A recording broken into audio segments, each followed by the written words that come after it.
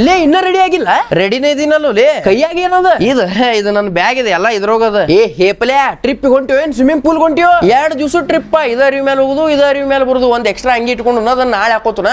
ಒಂದ್ ಟವೆಲ್ಲ ಒಂದ್ ಅಂಡರ್ವೇರ್ ಸಾಕ್ಲ. ಮಾನ್ಸೂನ್ ಟ್ರಿಪ್ ಹೊಂಟಿವಲೆ, ಅರಿವಿ ಹಸಿ ಅದು ಅಂದ್ರೆ ಏನ್ ಮಾಡವ? ಅಲ್ಲೇ ಒಣಗಿಸಿದ್ರ ಆತ. ರೇನ್ ಕೋಟ್ ತಗೋಲ್ಲ ನಿಂದದಲ್ಲ.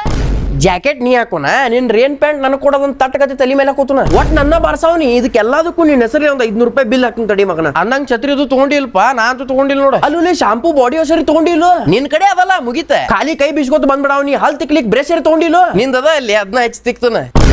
ಹಂಗ್ಯಾಕ್ ನೋಡ್ತೀವಲ್ಲಿ? ಮೊದ್ಲ ಹೇಳುದಲ್ಲ, ಸಡನ್ ಆಗಿ ಪ್ಲಾನ್ ಮಾಡಿದಿ, ಗಡಬಡಿಯಾಗ ನಂಗೆ ರೆಡಿ ಆಗ್ಲಿಕ್ಕೆ ಆಗುದಿಲ್ಲ.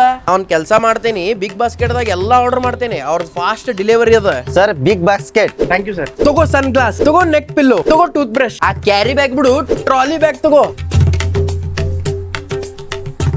ಥ್ಯಾಂಕ್ಸ್ ಲೇ ಕೊಡ್ಸಿದ್ದಕ್ಕ. ಓ ವಂಡರ್ಲ ಅಷ್ಟ ಡೆಲಿವರಿ ಬಾಯ್ ಪೇ ಮಾಡ.